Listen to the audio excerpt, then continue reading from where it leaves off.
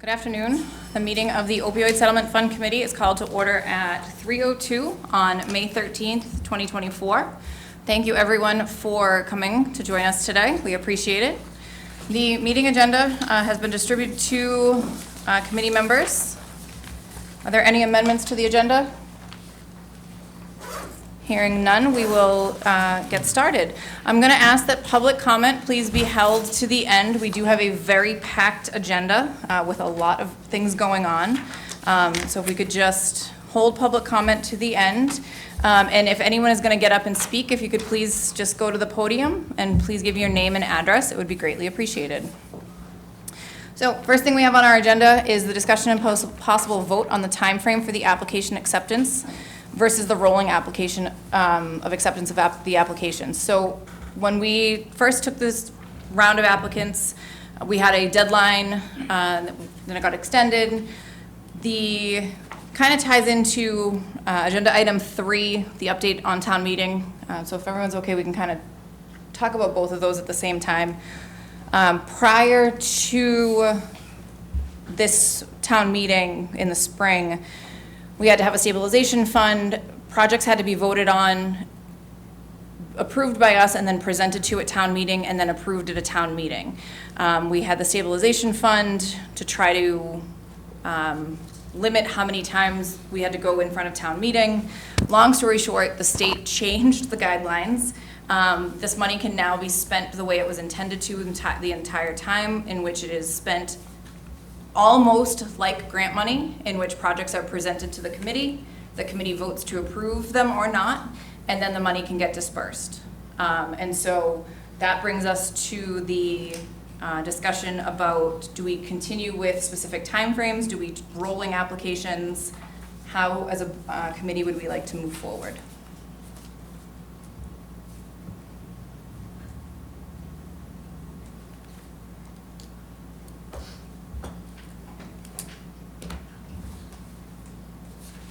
Any thoughts?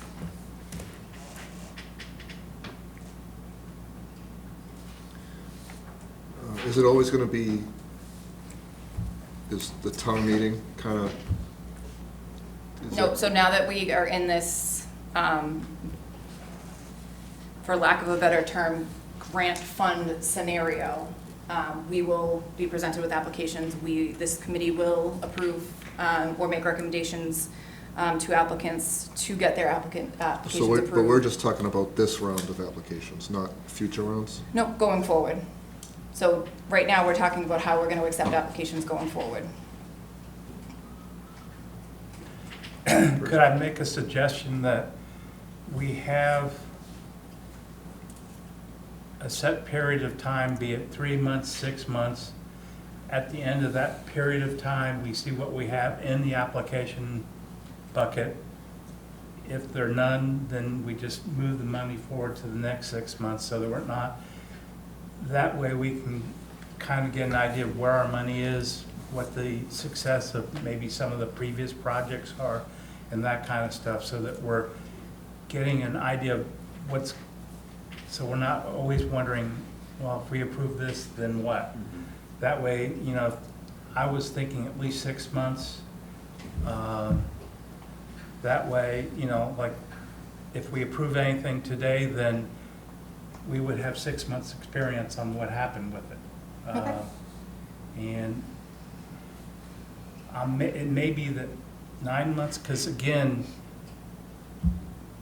if we have it too often, all we're going to be doing is going through this all the time. Yep. And I don't know that that's what our sole purpose is. I agree. So with that being said, should we also talk about changing our meeting schedule then to line up with that, changing our meetings to every 6 months?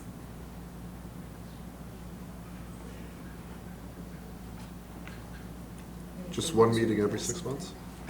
Yeah. Or change them to a quarterly meeting? Yeah, maybe quarterly? Quarterly? Quarterly. Okay. All right, so we'll, applications due every 6 months and we'll meet quarterly? So moved.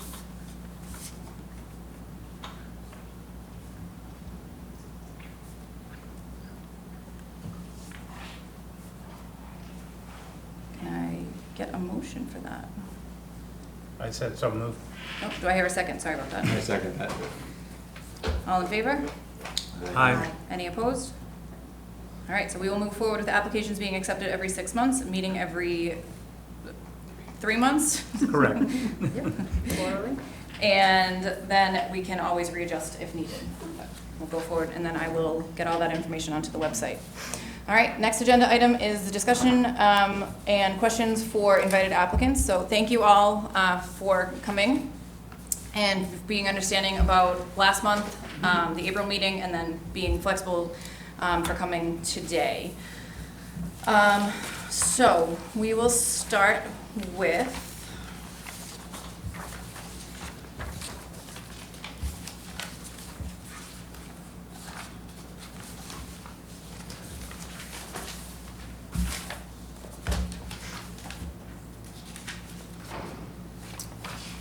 Felicia. Do you wanna start?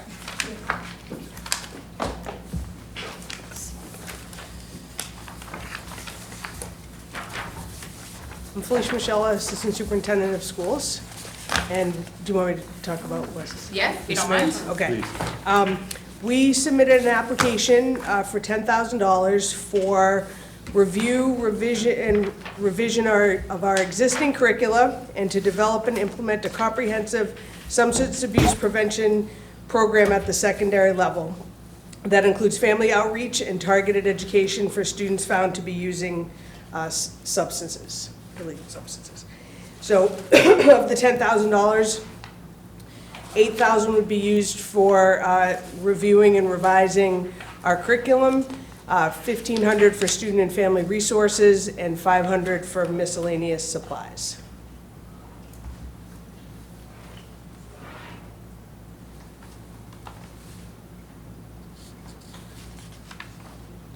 Anyone have any questions? Who would be writing the curriculum?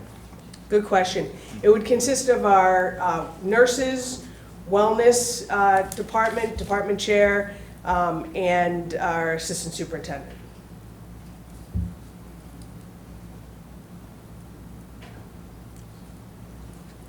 All right. Any other questions? Do you, sorry. What are the student family resources for the 1,500? I think that would still be investigated, but there was an idea that we would have a speaker for students, and we have in the past had speakers come in during the day for the students and also do a presentation at night for parents, something to that. I think they're still looking into what exactly, who it would be, how it would be facilitated, but I know that that was an idea that had been discussed. Thank you. So, two questions that we had talked about at our previous meeting that everyone will end up being asked is, how does the money stay and support the people of Abington? So obviously family resources, and it's Abington Public Schools, so that answers it. It's self-explanatory. How with this specific goal, do you plan on defining success? So we've included a SMART goal in the application, and so it would be, and I can just go through that quickly, to develop a substance abuse prevention curriculum for secondary students by August of 2024, implement a pilot in the fall through the spring, and with the goal of reducing substance abuse incidents by 10% with the targeted population of secondary students. Has this been done in other districts elsewhere, and how's the success been? I think, yes, these types of programs have been successful in other districts. I think, I know you've all talked about a multi-pronged approach. The school can't be the only solution, but we can absolutely be part of the solution. So I think that's really what we're looking to do, is the education part. We also have many repeat offenders, which also becomes really challenging. So really bringing the families in, using nurses, discipline, nursing, education, to really make a difference in a student's life and to help provide parents with tools they can use also. How's the goal going to be measured? It's going to be measured by tracking a reduction in student discipline and measured by possibly referrals to the nurse. Okay. And this may be outside of the scope of this, but what happens to the repeat offenders? Are there other outside resources that the school's working with to? We are. There are, it's always hard in a school having the punitive piece and the education piece really be tied together. Just being punitive isn't going to most times solve the problem. Just having an education piece isn't going to solve the problem.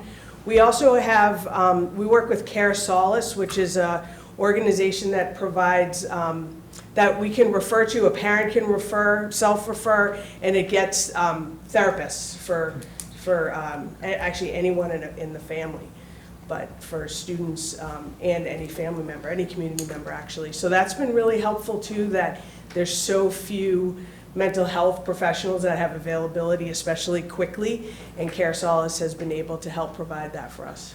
Thank you. Awesome, thank you. Thank you. Aside for us, hear everyone present and then we'll talk about everything. Yeah. So we'll go through the town departments first. Do you want me to go? Before you go too far, we're going to pop yours on hold for a minute. What's that? We're going to pop yours on hold for a minute. Okay. Question about if it's able to be purchased with this or not. So have the AG looking into it for me. Okay, Sit on it for me. will do. I was hoping that I would get an email prior to us sitting down today, but I have not.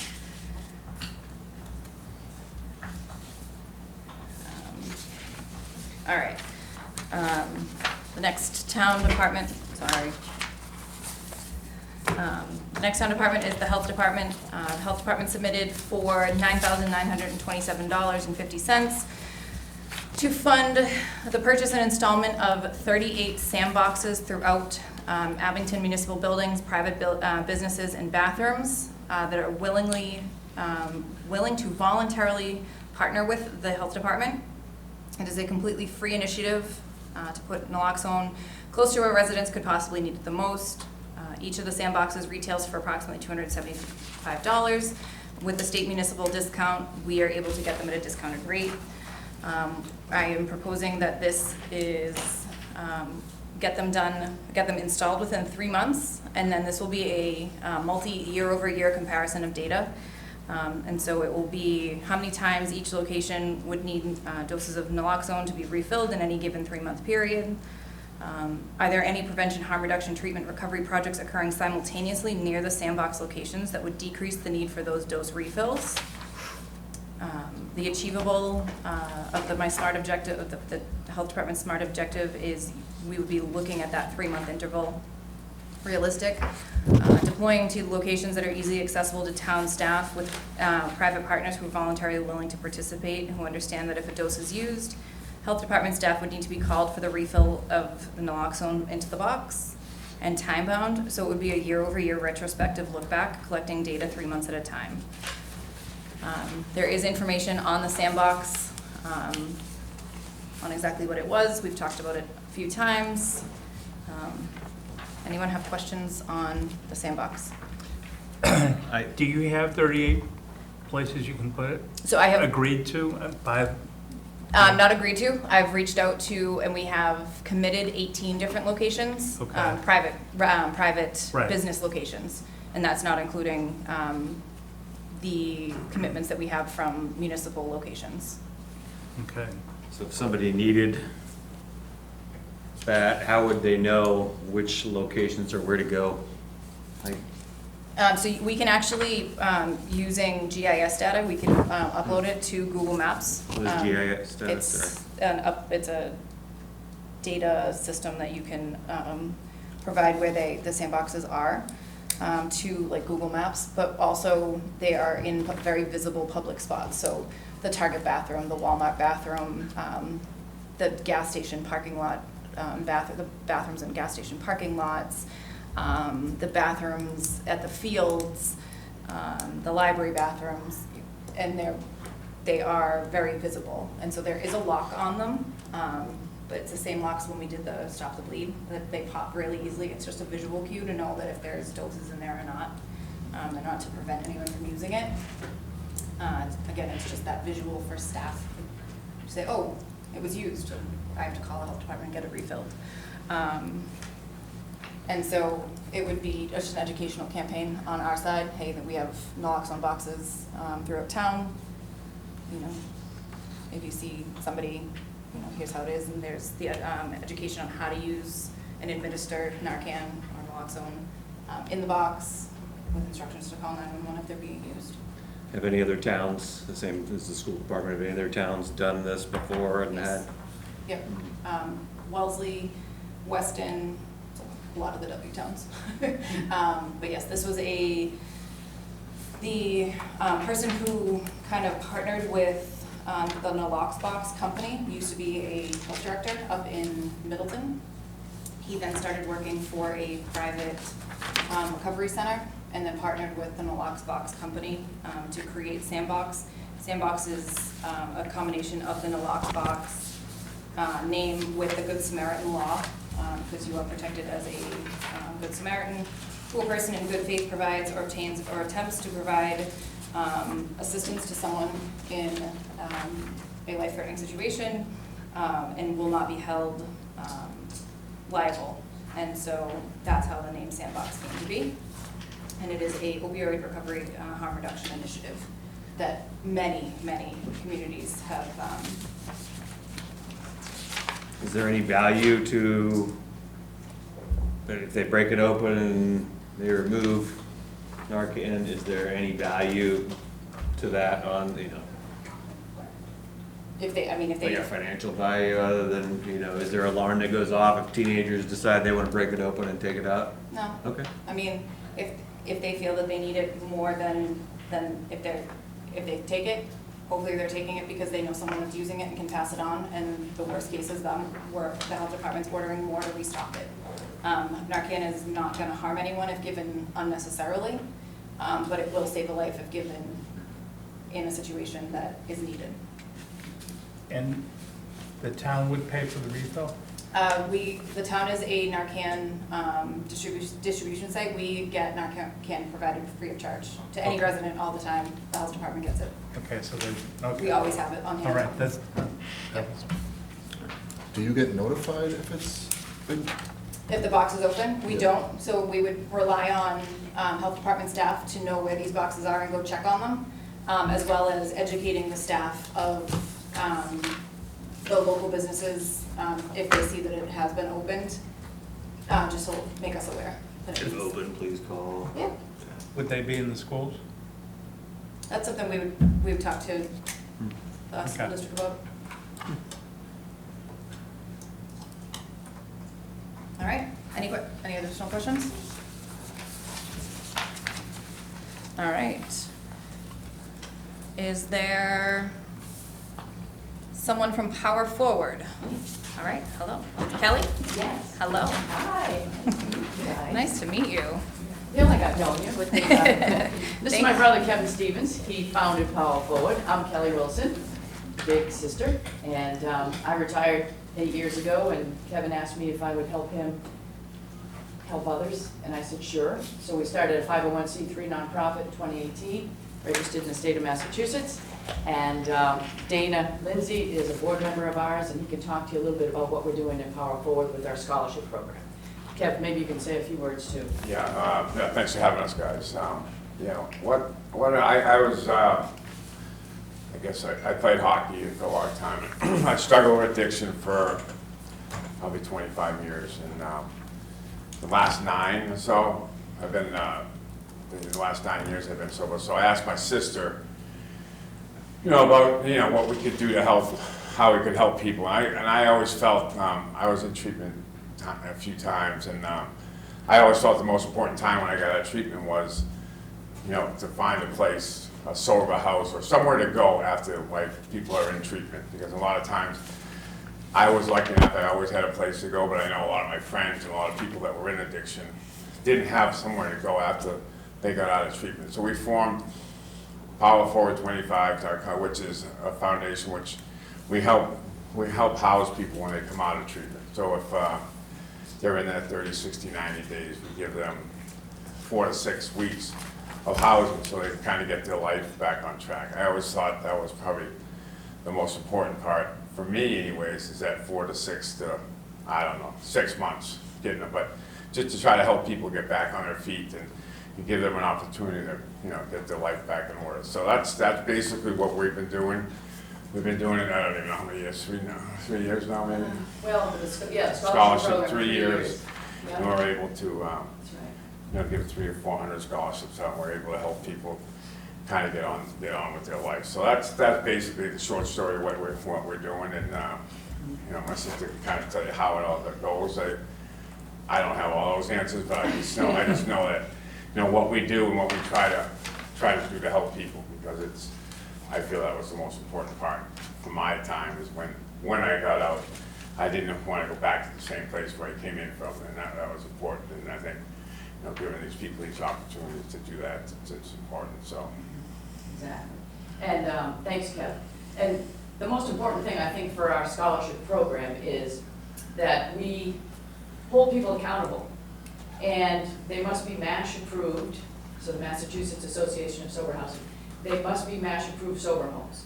And right now, Dana is in charge of helping people, reading our applications. I mean, you read these applications and you'll be crying. You just can't even believe these people have nothing. They went into treatment or detox at 30 days sober. They've been living in a car. They don't have any place to go. So what we do is we find them a bed at one of these top Tier 1 MASH approved sober homes. And we pay the rent. The average rent is $240 a week. So if we get them in there for 6 weeks, we apply to you guys for a $10,000 grant, which would provide 7 people with a sober living scholarship for 6 weeks in a MASH approved sober home.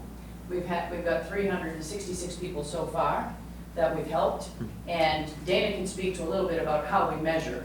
And the accountability piece, we were all at a MASH owners meeting in November, and I was talking about Power Forward and our sober living program. And I said, and we hold them accountable, and we have a weekly update form that everybody has to fill out, and all the owners started clapping. And I wasn't sure exactly why, and then they said accountability, because people think they have 20 days of scholarship, so they wait till day 19, try to look for a job. We expect them to look for a job. We expect them to be able to power forward on their own. So that's one thing that works really well. Dana, you can speak to how you talk to them every week, and you have a lot of accountability in every way. Dana Lindsay, I'm from Stoneham, Mass. I'm a board member at Power 425. I have a long, extensive business background in operational consulting. Been semi-retired for the last few years. My son had a very serious, almost life-threatening opioid situation years ago. It's the worst thing that ever happened to my wife and I. We got through it. God bless, he's 5 years sober, but that's one of the reasons I'm here and why I'm committed to this. One of the reasons we're here is we're growing very rapidly. Last year, we placed 3 or 4 people a week over the entire year. Now we're managing 20 to 25 people a week.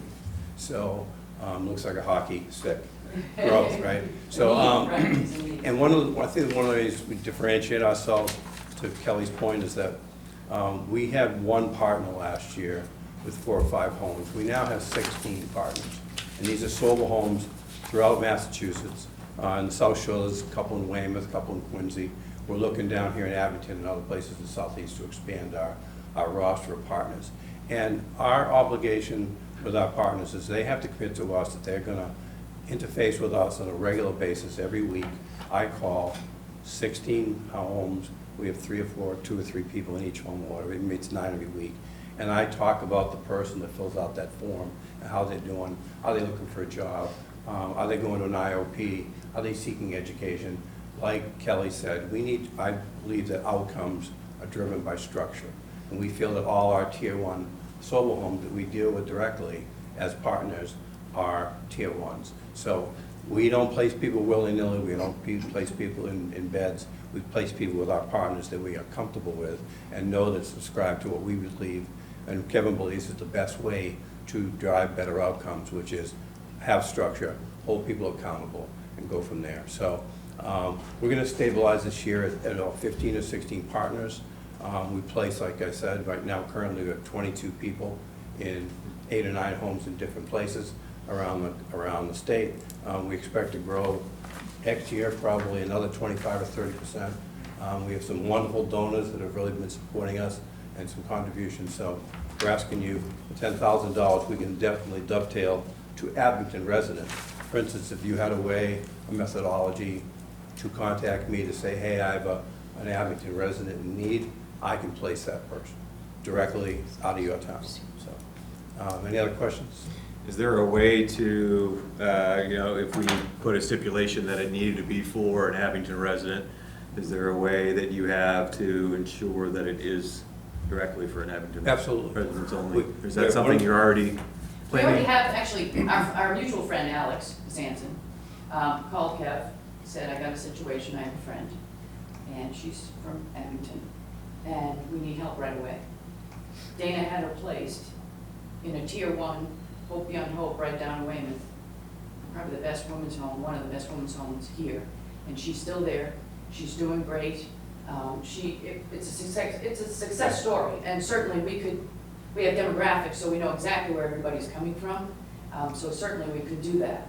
And, with Rockland Recovery, the Weymouth homes, we're all right here, so there's a very good chance that there'll be more Abington residents that we can help. Another way we're trying to differentiate ourselves is that my background is in analytics. I'm an engineer by trade, and in the next 3 months, we're going to completely automate everything we do as far as interfacing off our website. Right now, it's pretty much manual. Things are done back.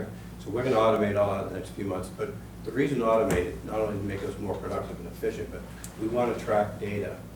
We collect demographic information now as people come into our system. We track that. We track that against what they did through week 1, 2, 3, 4, 5, 6 for those weekly forms. We're going to try to track outcomes 3, 6, 9 months down the line by incentivizing people to call us back after they get out of our treatment. So we want to try to kind of develop a new paradigm around how we input people, how we work with them when they're in our system, and then how we track their data after they leave our system.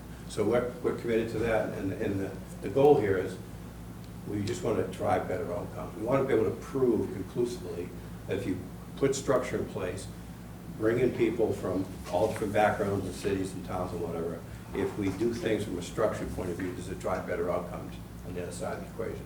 So we're going to have that in place by the end of the year. Right. And so whatever information you need back from us about, hey, how many people came in, how many weeks were they in our system, what they did with our systems, we'll be able to tell you that data. Right. And hopefully 3, 6, or a year, months down the line, we'll be able to understand what the outcome was in the long term. So we're all committed to that. Right.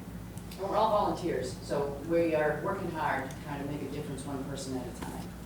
Yeah. Well, why 7, and how long do you think it would take to use all 7 scholarships? The 7 is just for the math. Like if you guys were, able to give us $10,000 as a grant, and the average weekly cost is $240. Right.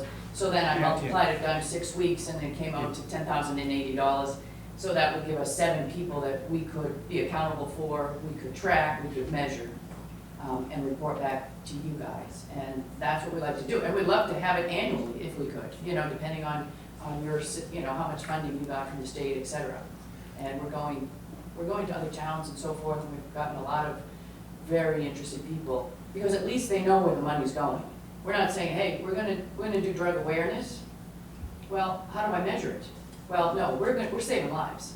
I understand that. I guess my point is, does anybody have any clue as to what the needs of Abington are at this time? At this point, And I understand it moves all around, because yeah, it does. right. But on average, how many people, Does anybody know how many people from Abington would need this service? Possible to find out. Okay. If you go into treatment, no one's gonna tell you who's going into treatment, who's going into treatment. Like if I go into treatment, I'm going under anonymous, it ain't no you can't find out who's going into treatment, so, we can't find out where the people are from before No, that. I understand, I just, Yeah. That's impossible. now I understand, that's fine. Yeah. Yeah, and I think the need, to your point, is a great point, is definitely here because you were awarded grant money. So the fact is, that's how they award the money, based on the needs that they feel Right. in each town. Like, we're working with Taunton, with the mayor of Taunton, for example. And people know that there are a lot of people in trouble down there and struggling. And you don't think of Abington necessarily as that, but no family's immune, and we're Right. gonna, we're gonna do our best to find those folks. There's people in treatment and they're looking for sober houses, and they know that they're from Abington in treatment, and they know they have this, the people that we work with know that we have this grant from Abington, they could come to us, that's the way they could do it. Right, That way, as long as they kind I of just do. And you could make a point of telling people to. marketing to the town, communicating to the town. Yeah. Hey, there's billets available for people who need them. And one of the other things too, Kelly's point about 6 weeks, we offer up to 6 weeks, but if you look at the averages, it actually ends up to be a little bit, the average stay ends up to be about 4.9 weeks. The reason that is relapses that occur and people leave before the 6 weeks is up. But we're trying to drive that number up, obviously, to keep people from relapse. Right. Or they leave for a good reason, they Yeah. might go back to their families, or, be able to get back into, so they found a job and they're able to. And we track that. Reconnect, so we'll know where they are and so forth. And it's really a challenge, to your point, but we really feel like if we focus on one person, like Alex's friend Carla, well, we Yeah. know, how things are going and how she's doing, and that's why we're here. And the passion is real, and clearly, with Kevin, it's a story of hope and redemption. So that's what we hope for everybody, that they Yeah. can say, hey, you can do this. And Felicia, I'm thinking of a speaker, you can have Kevin come to you, because, yeah, He's coming in. Do we know how many Abington residents you have helped or serviced so far? Anonymously? I can tell you anecdotally that I remember a few here and there, but probably 5.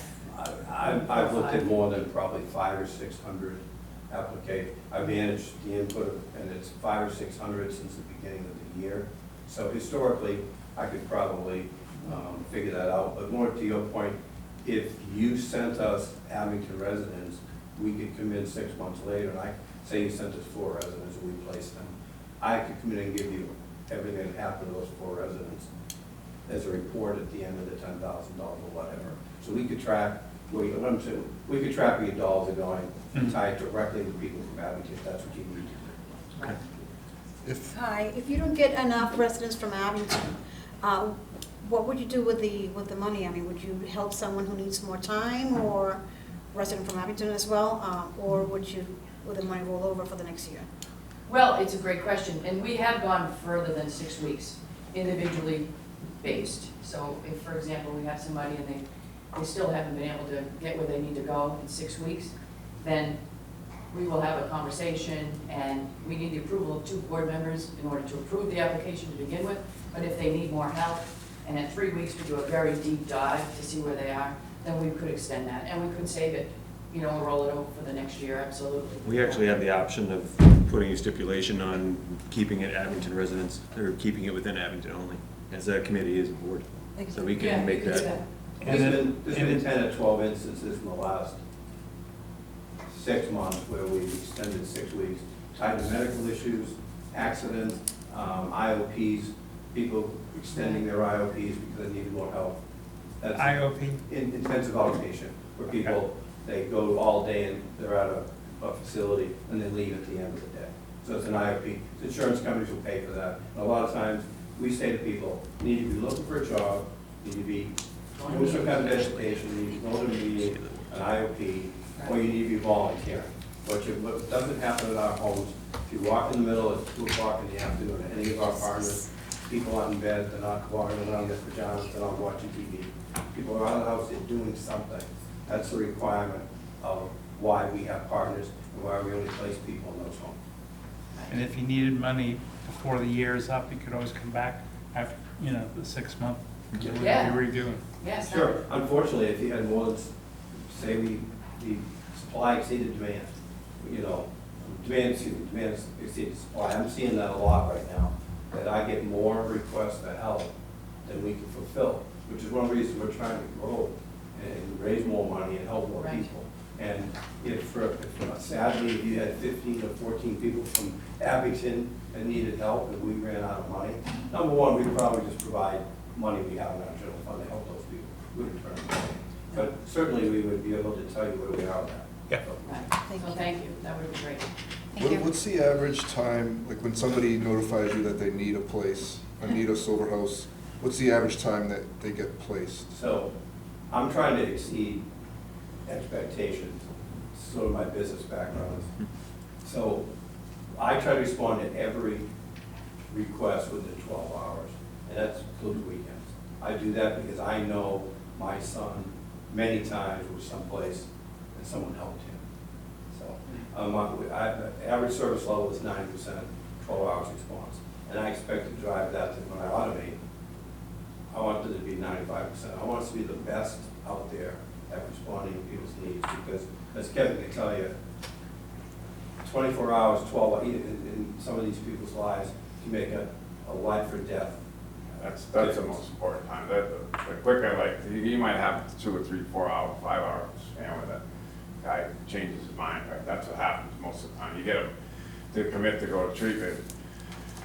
6 hours later, you get, they start to feel a little something better or worse, whatever it is, and you get that call back that they don't want to go into treatment now. So do you place them in treatment and a sober house, or We just get them after, After- treatment. after When they're treatment? coming out of treatment. Yeah. And obviously, there's a lot of, And sober home is treatment, but it's a different, Right. insurance will not pay for sober home. my son relapsed 13 times in the space of 2.5 years. And it was about getting him someplace as quickly as we could. Into treatment, then back into a sober home.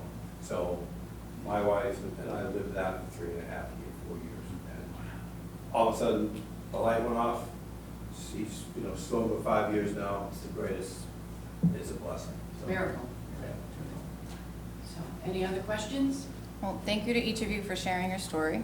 Yeah, thank you. Thanks, guys. Yeah, Thanks. really Thank you. appreciate I it. appreciate your time. Yeah, thanks so much.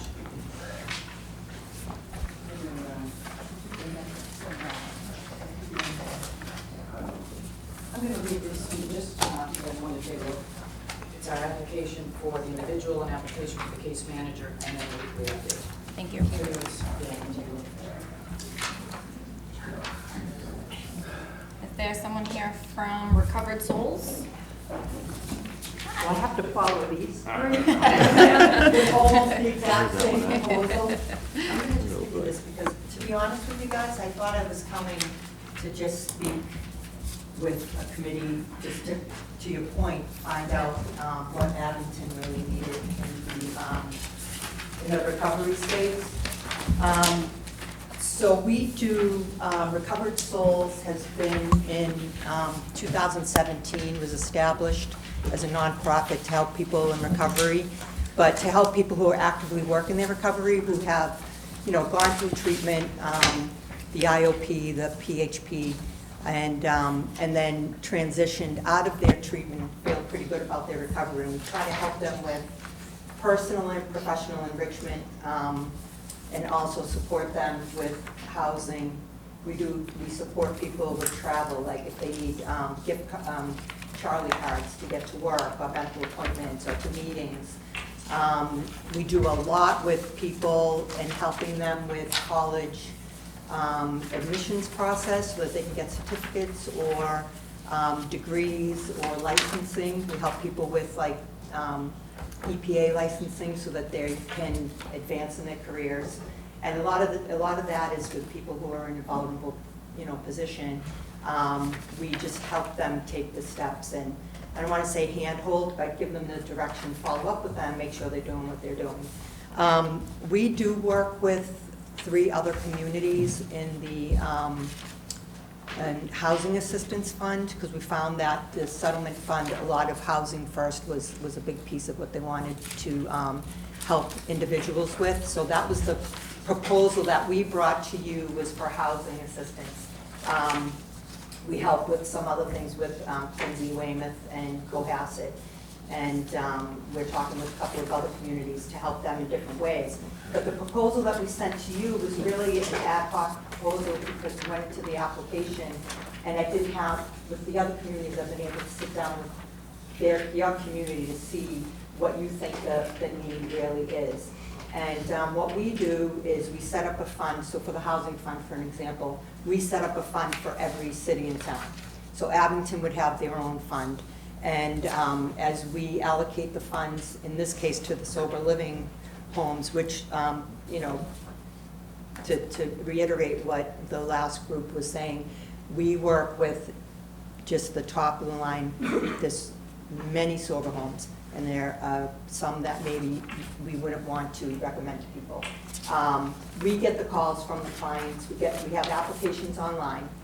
And on our application, it would say, are you a resident of Quincy? Are you a resident of Weymouth? Are you a resident of Cohasset? And then if we were approved here, it would be, are you a resident of Abington?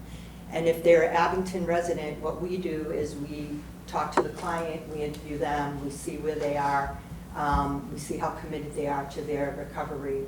And to your point, it's a quick turnaround typically because people are coming out of treatment. And then, you know, we've had moms who say, look, I want to go home, but I can't.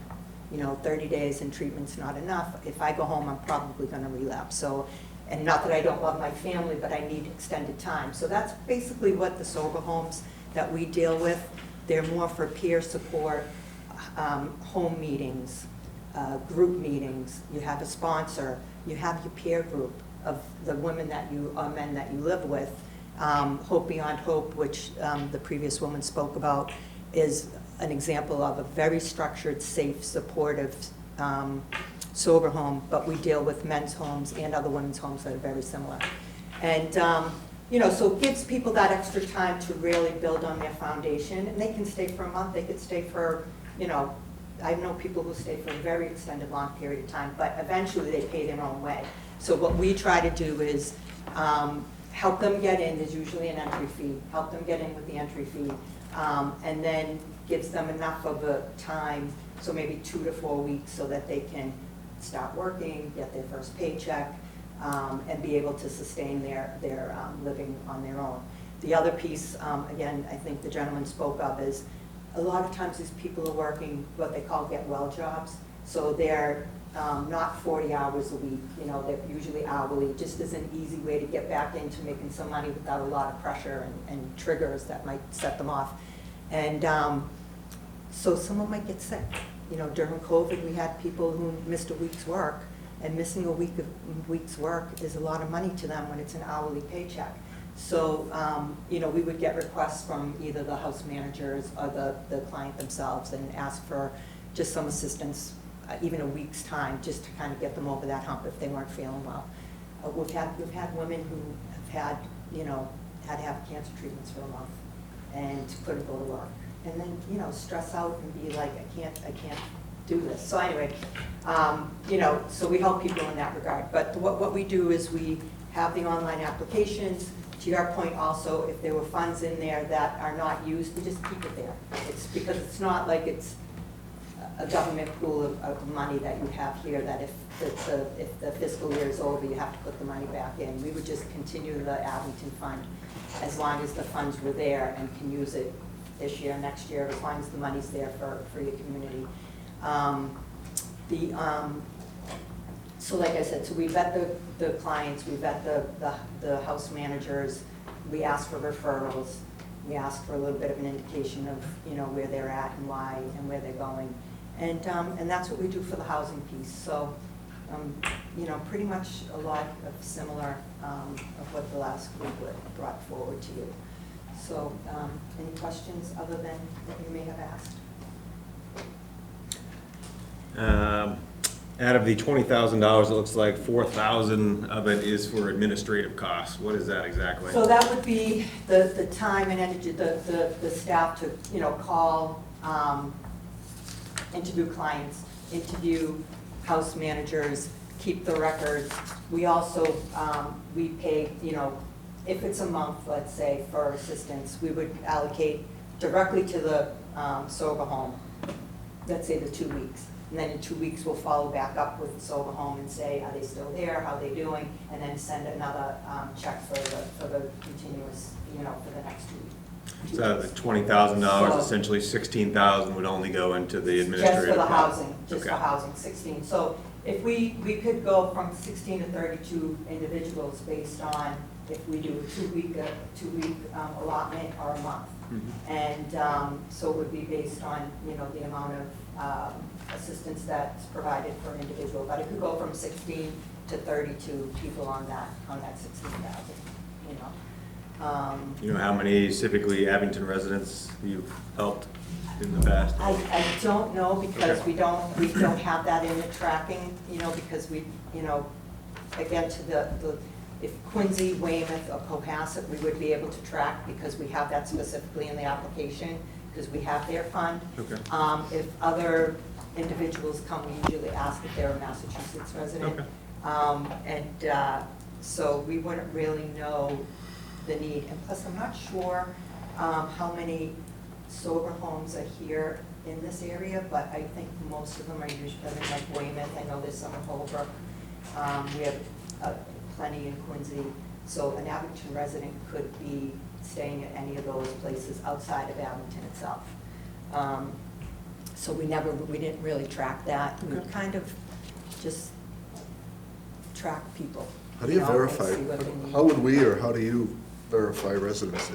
We're gonna clarify it on, to really verify. Yeah, like somebody could say, oh, um, that the Abington Fund has Yeah, $8,000 in it, maybe I'll just say I'm from Abington. yeah. The thing is, I don't know if anyone's gonna think that way, because if, again, to the gentleman's point, we raise funds outside of, we do fundraising and some grants and things like that. So we would help people anyway. If we have the money in the funds, we help people.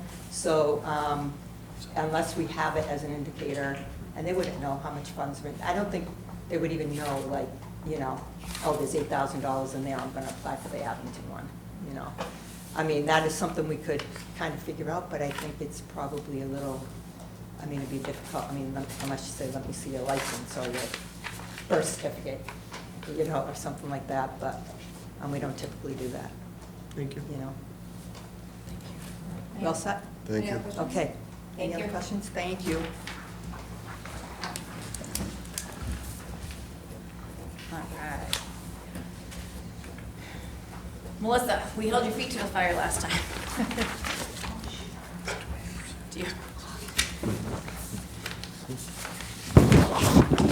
Do you have anything that you want to add from last time? I know we kind of went through a lot of these questions with you before. Does anyone have anything they have to add for Melissa?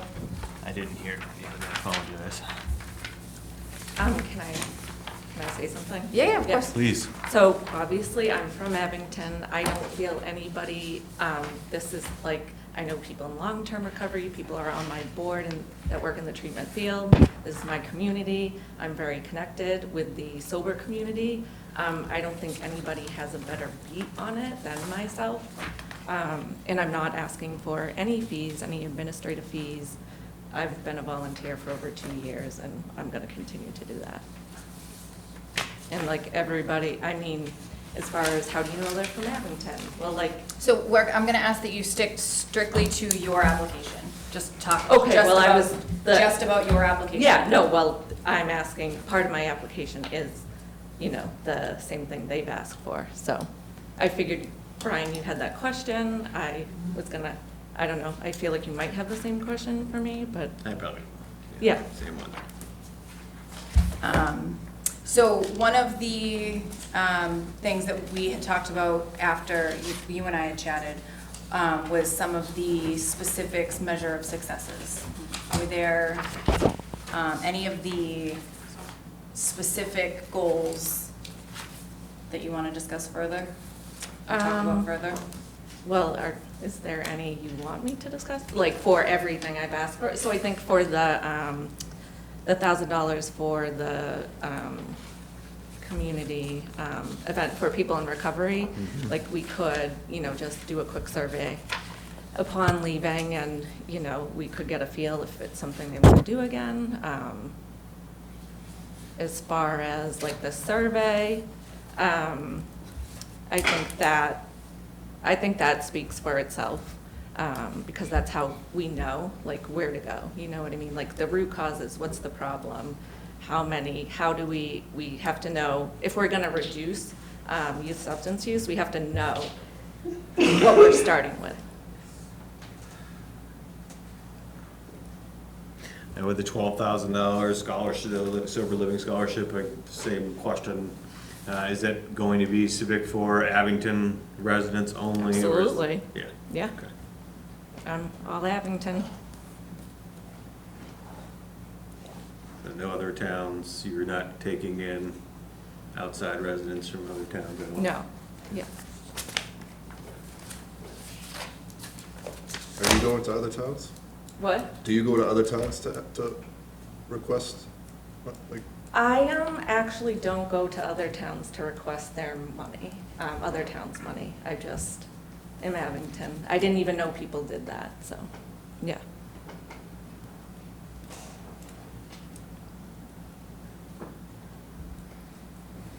All right. I know we kept you up here asking you a lot of questions last time, so. Yeah, well, and I've been here for 14 months, so we've talked. I was excited to hear we're gonna go to quarterly meetings. I mean, it's been super enjoyable, but, I mean, you know. it's our standing monthly date. Yep. Any other questions? No? Do you have questions for us? Any No, I feel like I've talked to you guys, you know, any questions, I've talked to you, I've called Lindsay a bunch, so, no, Okay. thank you. All right. When will decisions be made? We are going to chat about that later on in this meeting. Oh, Yes, very exciting. All right, thank you, Melissa. All right, so moving on to our next agenda item. We are the update on the town meeting results. So as we talked about during agenda item 1, both of our Article 25 passed. It was to see if the town will vote to revoke the opioid settlement stabilization fund in accordance with Chapter 77, Section 197 of the Acts of 2023 to be effective for the fiscal year beginning July 1st. That was what we did in the fall. We then revoked that because, again, it became grant money. The second I believe it's the second stapled pages in your packet is the questions that we had asked town council. And so these are the questions that we asked and then the answers that came up about public record, about stipulations, and is there, anything that town council can give us for advice, as well as are we able to go into executive session. So no, we cannot go into executive session. And when this stuff goes into public record, phone numbers of specific residents, your personal address, stuff like that, we can redact if that is on the application. If it's a business, it will stay because that's a publicly able to be found information. Sorry, Felicia, they're gonna know where you work. Hate to tell you.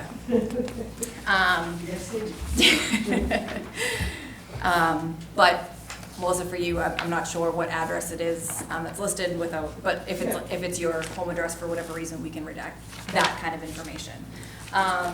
So if there's questions about what we had discussed asking the attorneys, all that information is printed for whatever reason, landscape, because I don't know how to use a computer.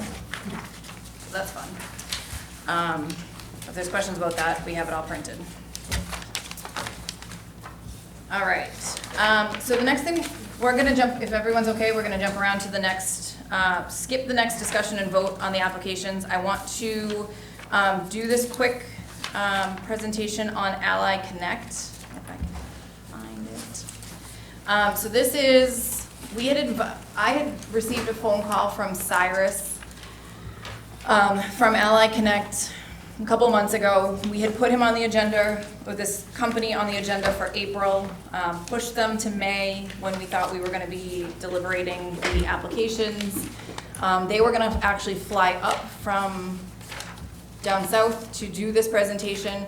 I am working with them on a couple different projects, and feel that this project is too important to not present at this point. And so there is no official application in for this. We did get a quote from them, but I think, again, it's too important for us not to talk about this for our first responders. So, like I said, Ally Connect reached out to us, and I'm working with them on a different front outside of public safety. And then this is their public safety presentation. So, Tactical Wellness for Public Safety. It is a proactive mental health app for both officers and for firefighters. So currently, they have done some just basic numbers that loss of life for officers across the country is pretty expensive. It's awful. You can't actually put a number on it. But the court has decided that these are the numbers. And so what this whole app intends to do is to connect first responders with the mental health help that they need on a peer level, and then also on a trauma-informed level using artificial intelligence. And so with their system, traditionally, it takes 42 days to the first appointment if someone was to call through their insurance company to get referrals to a mental health provider. 57% of the time, that patient does not stay with that clinician because it is not a proper match. 70% of the time, they don't recover after their first time, and more than 15 sessions need to be they have to attempt 15 different sessions in order to reach effective treatment.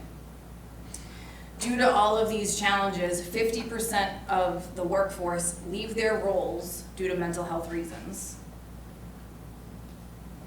So Ally Connect saw this as a problem and stepped in. And so their difference is when you open up the app, you select what you are struggling with, you select what's going on, you answer these self-assessments. It takes 48 hours for a therapist or a provider to connect back with you. You will get your first appointment in a week or less. And because their matching software is based on AI, 88% of the time they have found successful matching with the right provider the first time. Due to this, 53% of their study stayed in care long term, and they found that 16 times more use than a traditional program, and that be, peer-to-peer support, traditional CISM programs, just Googling trauma-informed care in the community. So again, this presentation specifically for officers, but it is addressed to officers, firefighters. If we had a specific EMS department, it would be for EMS and their families as well. And so what this does, they are able to access help from anywhere. There's mental health screening tools, the suicide risk assessment, self-help resources and education, personalized therapist matching to on-network vetted providers. They have the concierge member services, and it is 100% confidential, and it is fully encrypted and HIPAA compliant. So in Maryland, first responders are required now by law to take a mental health self-assessment annually to keep their jobs. They had such a high rate of mental health related discharges from service that the Maryland government stepped in, state government stepped in and said, we need to do something, we have to do something for help. And so Ally Connect actually jumped in, and their software is what is being used going forward to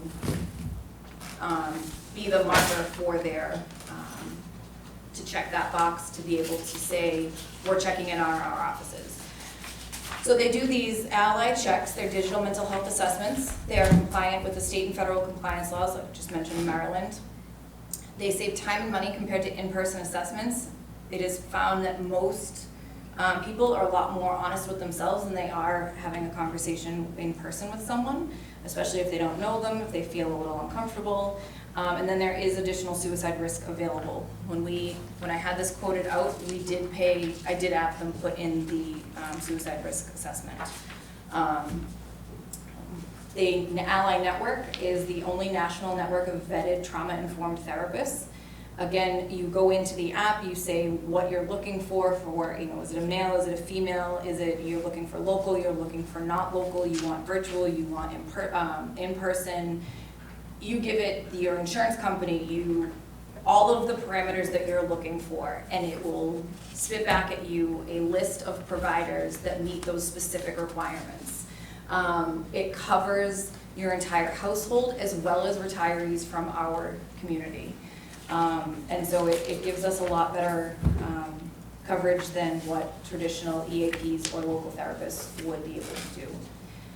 It's the peer team management, and then there is the ability for engagement tracking and deployment as well as monthly reports. They are all anonymized from the back end.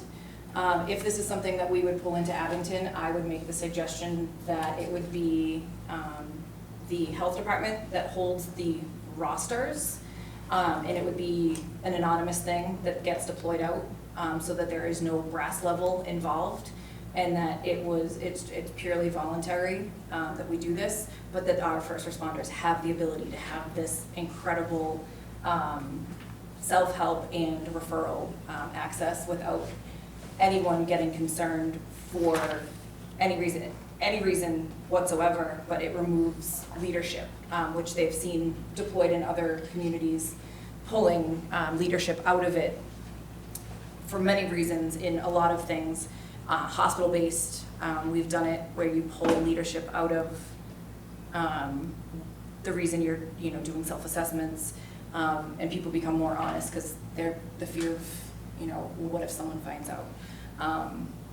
And so if this is something we would ever go forward with, that would be, I would suggest taking it away from out of that, doing that. Again, there's multiple screenings. These are all screenings that are vetted and used by psychiatrists and psychologists across the country. All measurable outcomes and reporting. Again, they are something that are completely anonymous, so we can print out lists saying, last month in Abington, we had 15 people saying that they felt okay. We implemented some form of self-care routine, and now 2 months later, we did another self-assessment, and 15 people say they actually feel pretty good. And so it is trackable and measurable with these anonymized results. So this is their team. Nathan Leatherwood is who I've been working with. He's the public safety sales expert.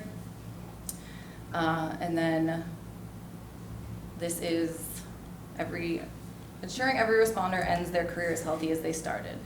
So they are very, they believe in what they are selling. I've asked if, how often they are talking to officers, how often they're talking to first responders. They're out every day, meeting with communities, meeting with different police forces, fire departments, EMS departments. And so they're feeling the effects of the mental health crisis in our first responder community.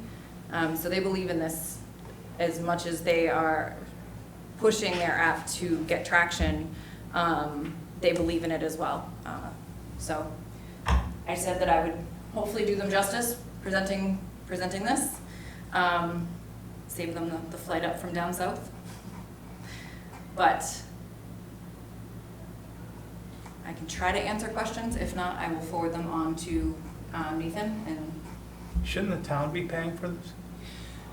so it is. It's not an opioid issue, right?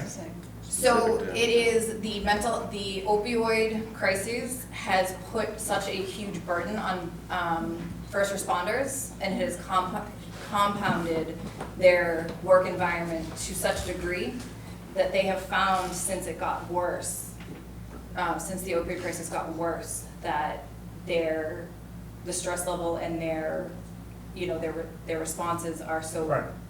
that this is something that. Has the town looked at this at all? So I was the first person that this was brought to. Because I understand what you're saying, okay? But I believe that the stress on first responders is not just from the opioid, but it's from huge amount of other issues that are floating around.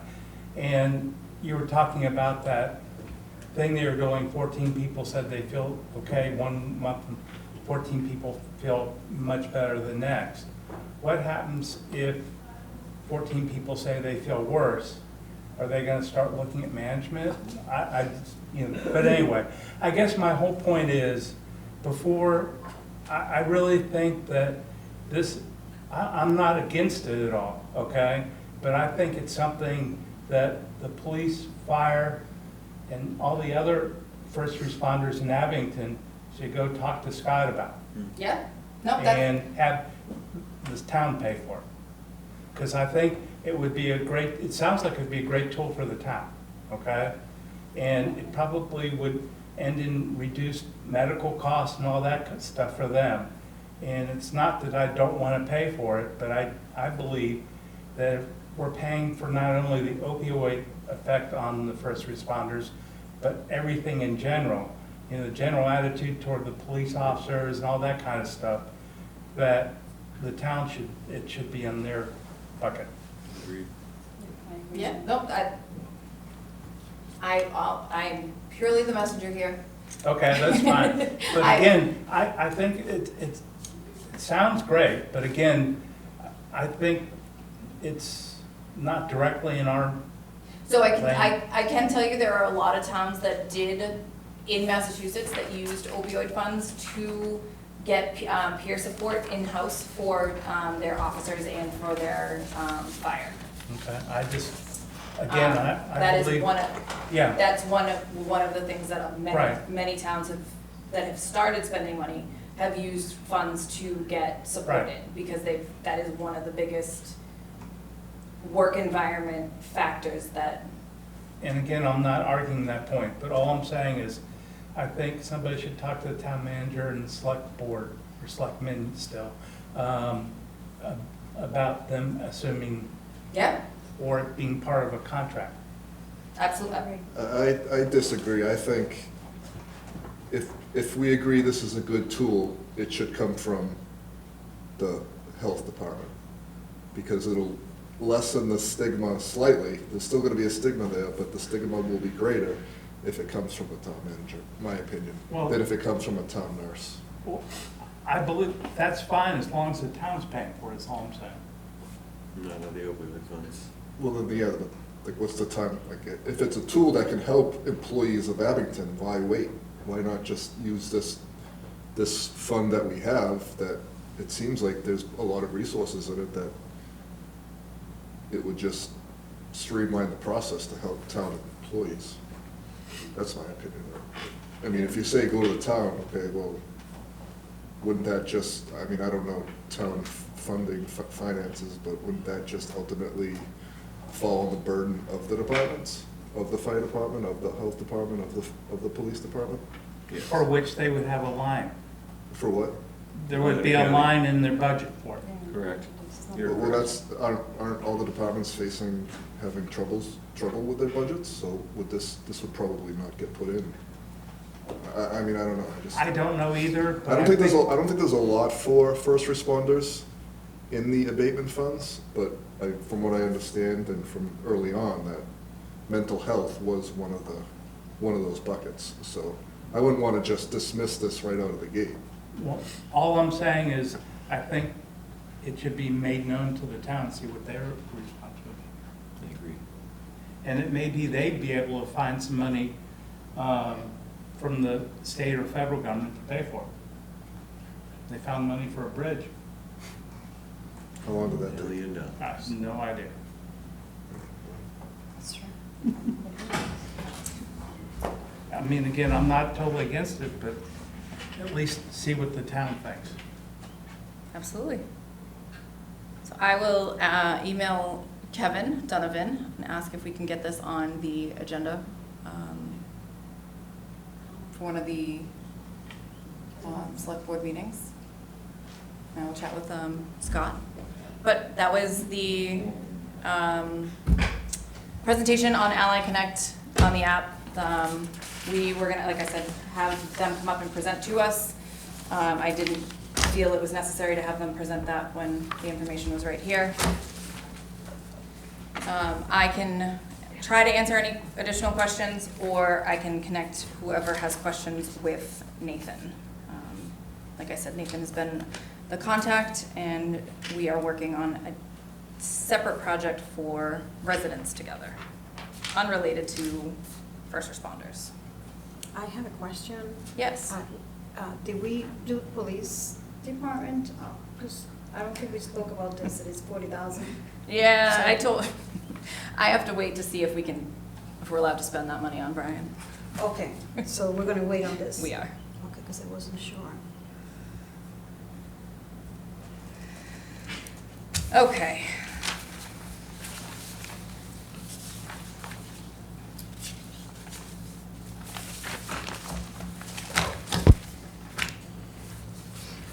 Take a look at the meeting minutes.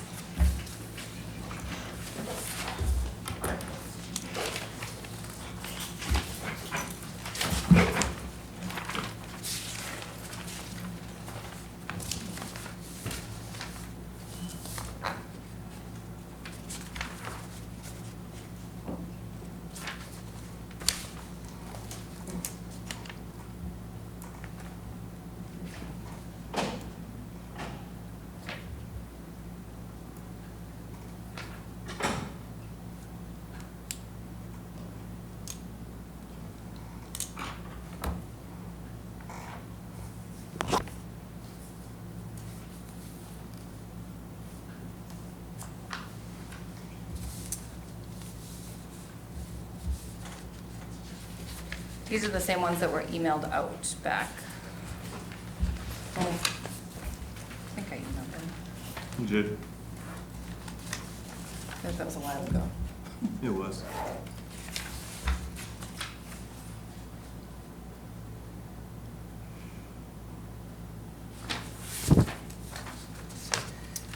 Are there any corrections or amendments to the minutes? Negative.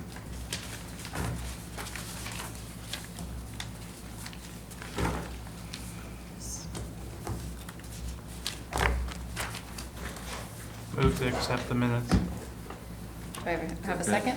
Second. All in favor? Aye. All opposed? The meeting minutes will be filed as written.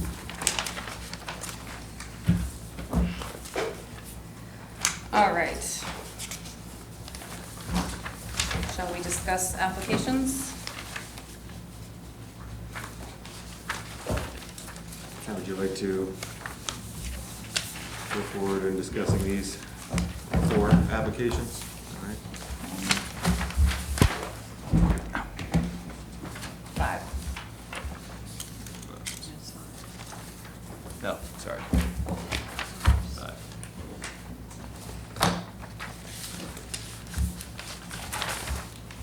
So it appears we have 3 separate entities wanting money for the recovery.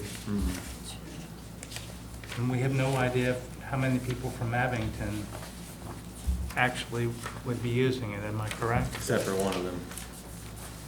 Abington Coops.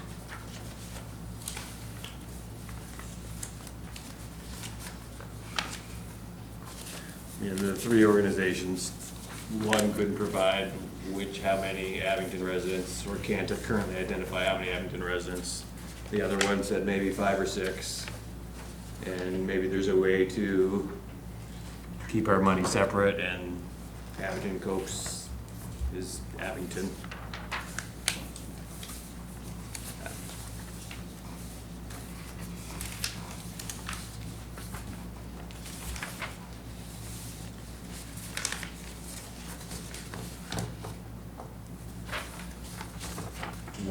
How much money is currently available right now? Do we know? So because it's the grant money, we have, I believe it's right around 100. But with that being said, we don't have to spend it all or grant it all out currently.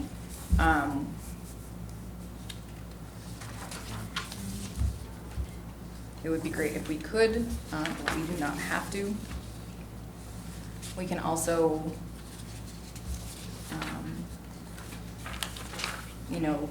look at, the conversation came up about, the health department's application. If we felt that, $9,900 was too much, or 38 sandboxes was too much, do we ask my department to cut that in half? Different You stipulations. could come back for more if you need it. Different stipulations for different things like that. We can, so across the board, that those are options. I mean, if we have 3 organizations, I don't know if we're just gonna hash them all out like this. Is that kind of the plan, to discuss them openly and freely? Not allowed to go into executive session, so. We have 3 applications asking for similar things. 2 of them can't identify which ones are Abington Pacific. Majority of, 20% of one was administrative fees. The other one seems like it's more for housing. I like that Abington Copes is broken down, the living scholarships. Personally, I believe in social events and recovery and celebrating that for the families. I mean, education. I mean, if we're going to look at 3, I've already put kind of 2 aside in my mind, as I think this money should be focused on Abington, helping Abington residents. I love everything about the Abington Copes, and there's no question on who they're supporting. They're not just looking for handing a check to help them live somewhere, or there's not a specific thing they're spreading across the board. And $27,000. We don't have to spend the whole $100,000, but that just, every bit of this warms my heart, knowing it stays here. It's going to be for Abington residents. I just don't have any other questions or issues. There's no other factor in my mind. I like the application and the amount. I'm thinking, what I'd like to do,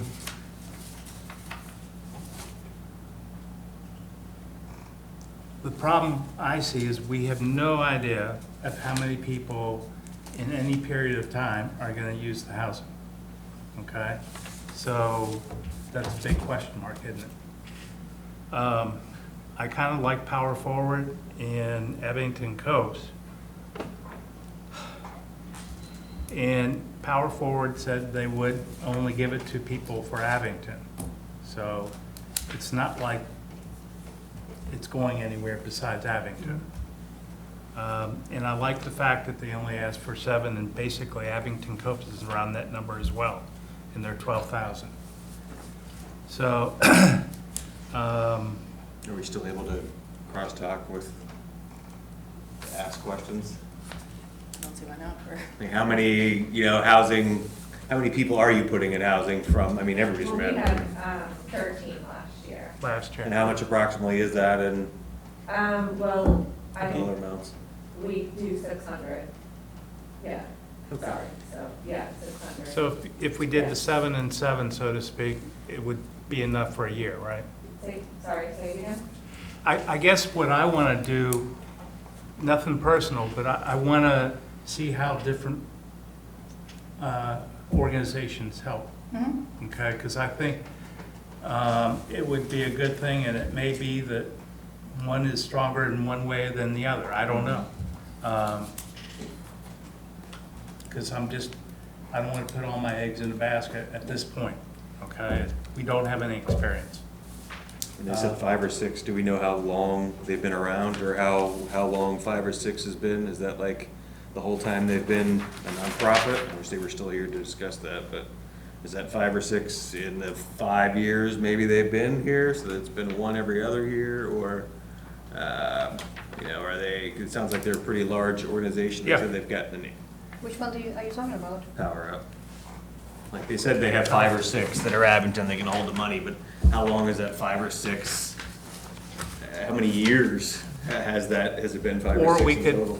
we could Why give don't we them just, $5,000. why don't we I was thinking about that. put a stipulation on saying, okay, report back, like, here's the whatever money we're gonna give them, say, this has to be used for Abington residents Yeah, within a year. If it's not, then they have to report back to us, and then maybe we can reassess and say, okay, it can be used for, maybe a better way would be to give them, they wanted 10, give them 5.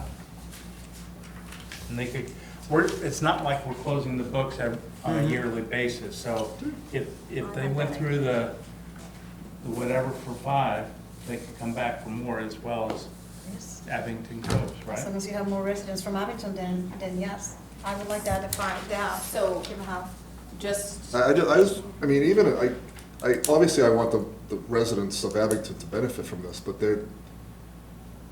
I think it's most important that this money gets put to work for what it's meant to be used for. And each town has their own pot. Yeah, and is it the end of the world if she has somebody from Rockland sign up? Like, no, I'm sure could work itself out where somebody similar in her position goes to Rockland and ends up helping an Abington person out, but nobody's gonna get any help if we deliberate for the next 6 months. This Right. money's been sitting here a while now. We need to take some sort of action. That's a statewide problem. so this question was brought up to town council, and it was asked, just confirming if an entity from out of town applies and the committee chooses to award them with money, is the committee allowed to put the stipulation on the award that it is used to be only to support residents of Abington, i.e. a sober home scholarship, a sober home scholarship? The response was in the attorney's opinion, the committee may condition the receipt of the award on supporting residents of Abington to the maximum extent practical. Practical, yeah. Thank you. And to give preference to groups that primarily support Abington residents when deciding to whom the committee will award grants. If you award a grant to a particular community group that supports residents from multiple towns, including Abington, you may want to include the language to the effect of Abington residents shall be given priority to the extent practicable, so as not to preclude such groups if they would otherwise be appropriate to select. Please be advised that there is a risk of potential issues when distinctions are being made, but the distinction will be likely upheld as a reasonable condition. So we are able to put those without. We're not turning them away. I mean, you are from where, what town? Where our office is in Quincy. Quincy. but, Have you gone to Quincy? Have you gone to Quincy as well and asked? Yeah, Quincy, we have a partnership with Quincy. So we're not We have a partnership shutting with it down. Wayman, we have a partnership with Cohasset. And we do put that in, I mean, if someone is coming from Rockland and they say they're from Abington, I mean, we're doing our due diligence to, serve people from your community. That's what we want to do with your funds. We only got $100,000. I want to be able to help people, and we definitely discuss, but we've only got $100,000. My personal opinion. And can I say something, if you don't mind? We put our proposal together blindly, really, because, again, to your point, I don't know your name, but we typically will sit with people in the community and say, because we do other things as well, and ask, what is your need, what do you think your need is?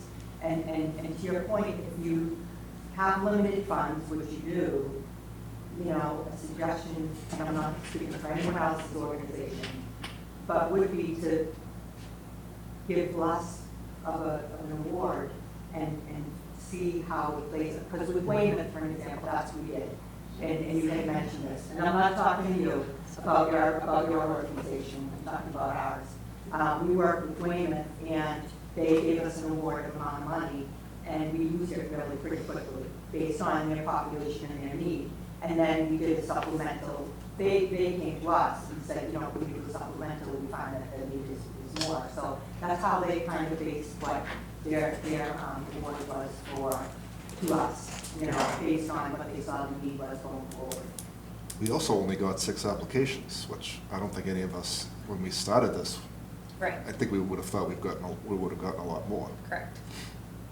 For the first time, first round. Yeah. So, Melissa, something that, you know, you and I had talked about, and I do want to ask in very direct. So there is a lot of, many goals, many specific things that you're requesting. So there's a couple things, is the money for the social event enough, Sorry, so actually, so I thought, I did my application thinking there was 54,000, so like, I do have, so probably not, there are a couple things I asked low for. Okay. Because, yeah, so. Let me, can I finish? Yeah, So- sorry. No, that's fine. So, but with that being said, Yep. A, is that enough? And B, is it something, and I don't know if I'm speaking out of turn, but with so many objectives, is it something that you want to work with us and now whittle that down to maybe a few, not as broad, not as many? We're not, I'm not speaking for everyone, but with so many objectives, would you rather, I want to see you have nothing but success, and with so many things you're trying to go after, I don't want anything to slip through. Well, why don't we have the flexibility, since this is everybody's first time, throughout the, like if this is a year-long objective, is it a year-long? Or is there any time frame on it? But like she could, either way, she could come to us and say, oh, I want to move, you know, the sober living, $12,000, like I'm not going to spend that. Can I use some of that for, what did you just say? The social event. Social events, and, you know, she just have that flexibility since it is the first time. Like, modify it throughout the year if need be. I mean, it's hard for them, I mean, it must be hard for them to. Yeah, no, I'm right there with you. Like I said, I know when we sat out and said that we were looking for the very specific goals and with everything, I don't want anyone who's applying, to myself included, with my lofty 38 sandboxes, to be in over my head, to be in trying to get all of these things done, you know. Do you see what I'm saying? I do, and I feel like I have been able to do, That, yeah. okay, A lot of different, yeah. perfect. Can I say something? Yeah, of course. Yeah, I'm her husband, and she's a stay-at-home mom. She has been, and she has a ton. She works a ton for somebody that doesn't work. I mean a ton. I guarantee her hours are far beyond a lot of us at this place, you know. And it's all for the good, you know. So as far as her being able to take care of all that is on the list, maybe not, but I don't think anything will slip through the cracks. It'll be addressed. Like, none of us are doubting it. I just want to make sure that when we're sitting here, we're having a very realistic conversation about the objectives that we set out to accomplish, and. Yeah, no, I feel good that I can, Okay. you know, and I know, like I think I called you because Sarah LaPointe had a question, does it have to be used by, like, you know, a set time, and I think, like, knowing that it doesn't, you know? That's, Yeah, I think that was one of the things that we had to figure out is exactly the time frame. But, Right. all right. No, that was, like I said, I wanted to make sure that, no, I like Brian's thing is if, kind of remodify that budget if need be.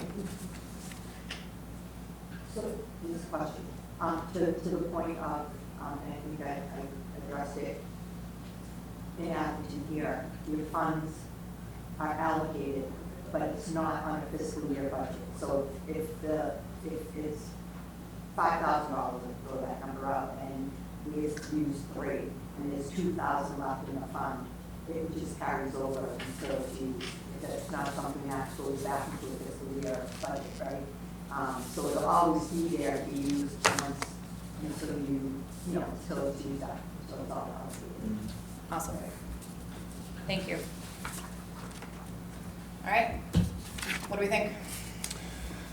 I think for the 3 town-specific groups that are here, I'm on board with those 3, without really. Which ones are the 3 that you're talking about? Abington Copes, the health department, and the school department. Oh, yes, definitely. And then maybe we just Vote on that now. determine a set amount for each of these 2 groups to us, like if we like these amounts, then go with those amounts, or but just like, maybe we lower them for an assessment period or something. Yeah. I just want to get this money out there. Yes, Yeah. me too. No, I I write it understand. I have one We need question help. for the school department. You're not sure about the 1,500, or, I just don't have the specifics. but you plan to spend it? Yes. Okay, I What's just, in my, What? the specifics on the speakers that Sarah was talking about? Oh, I yeah, don't know that we have an exact name. I have one. okay, that's fine. I just wonder, if you did, I don't have a problem with it, I just didn't, if you were thinking maybe or maybe not. Yeah. That's an integral part of the plan, yes. We're talking about our, starting with our Part of the students, have any coats in the health Thank you. department. All right, so we will start with the school department. We'll vote on those 3 for right now, and then we'll continue the other 3. All right, so, all in favor of approving someone needs to make a motion, sorry. Got excited.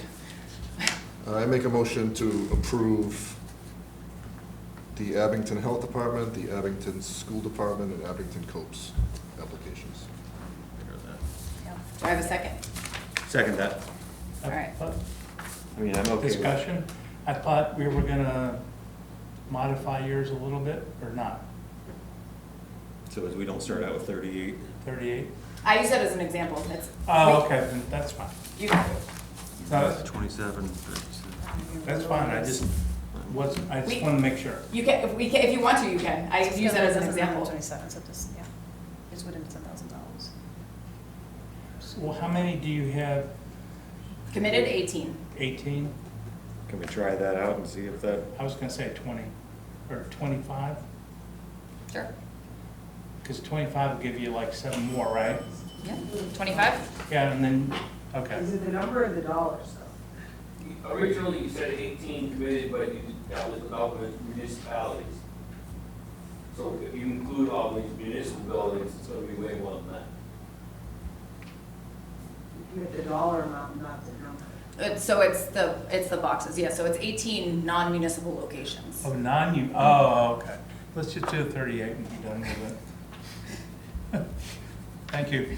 Thank you, Eddie.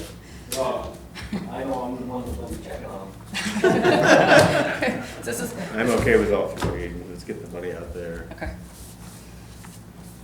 They're all in Abington Civic. Yes. All right. I second that motion. All in favor? Oh, am I supposed to? Aye. Aye. Okay. So we have approved the application for Abington Health Department, Abington Public School, and Abington Copes.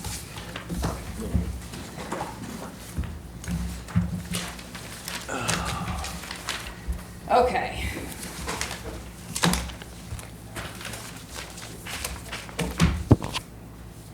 For Recovered Souls and Powered Forward, Power Forward is looking for 10,000. Recovered Souls is looking for 20,000.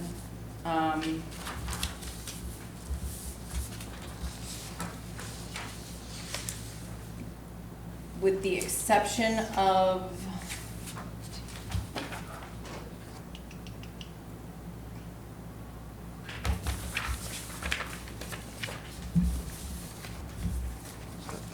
maybe just, I would say whatever the amount is, they each get an equal amount? Is that, I mean, where are we as far as, Because right now, we're giving 20 grand to Abington Copes for that. So if we gave 10 and 10, that would be a total of 40. And that should last a while, right? What we also do is we'll, like, with the other communities I work with, they want to have to do a little update that and we get them on what Yeah. they really are. It's not like we're closing the So they spigot. can know what, yeah. And that way, we would get an idea of how it all works. So what was that again? Obviously, are we putting an Abington restriction on there, as we kind of Yeah, discussed, yeah. right? Oh, yeah. And a cap of what? Are we talking 10, about half, like? 10 I was gonna say 10 to Power Forward and 10 to, oh, there's so many names now.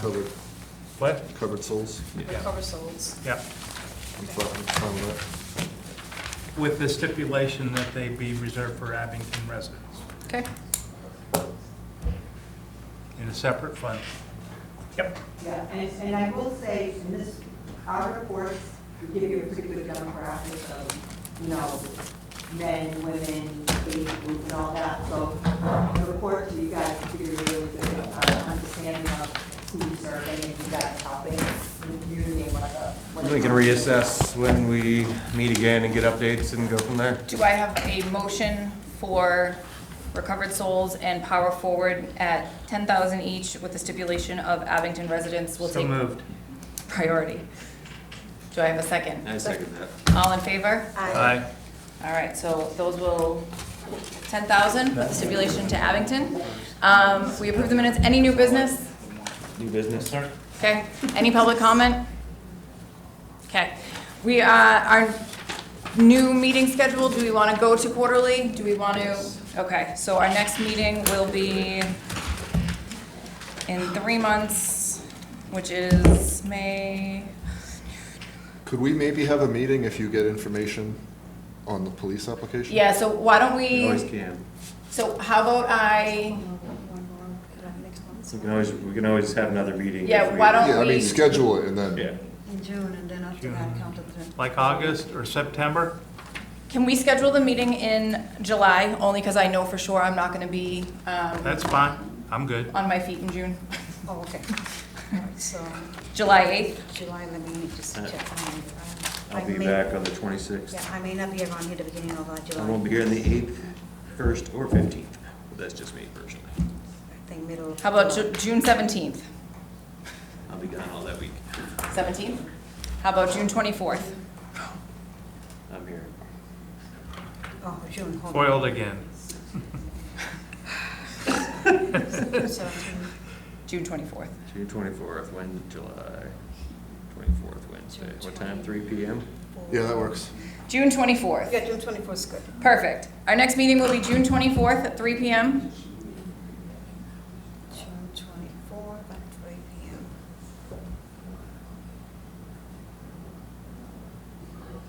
Do I have a motion to adjourn this? Move to adjourn. Do I have a second? Second. All in favor? Aye. Thank you, everyone. The opioid committee meeting is adjourned at 4:41 p.m.